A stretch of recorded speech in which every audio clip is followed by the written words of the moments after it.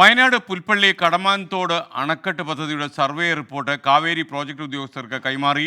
ഡൽഹി ആസ്ഥാനമായ സ്വകാര്യ കമ്പനിയാണ് റിപ്പോർട്ട് തയ്യാറാക്കിയിരിക്കുന്നത്. റിപ്പോർട്ട് പുറത്തുവിടണമെന്നാണ് അണക്കെട്ട് വിരുദ്ധ സമരസമിതിയുടെ ഇപ്പോഴത്തെ ഏറ്റവും വലിയ ആവശ്യം.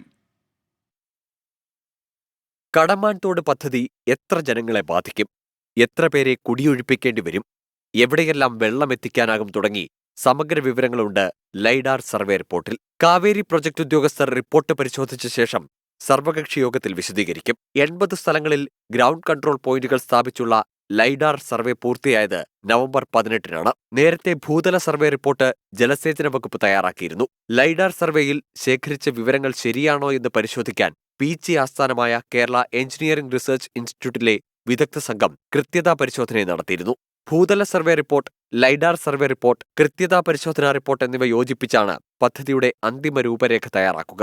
ഇതിനുശേഷം റിപ്പോർട്ട് സർക്കാരിന് കൈമാറുകയും പദ്ധതിയുടെ തുടർ പ്രവർത്തനം ആരംഭിക്കുകയും ചെയ്യും. അണക്കെട്ട് നിർമ്മാണം തുടങ്ങാൻ സർക്കാർ തീരുമാനിച്ചാൽ വിശദ പദ്ധതി രേഖ തയ്യാറാക്കാൻ 1 വർഷം സമയമെടുക്കും. അതേസമയം പദ്ധതിക്കെതിരെ പ്രതിഷേധവും തുടരുന്നുണ്ട്. സർവേ റിപ്പോർട്ട് പുറത്തുവിടണമെന്നാണ് ഡാം വിരുദ്ധ സമരസമിതിയുടെ ആവശ്യം. 24 വയനാട്.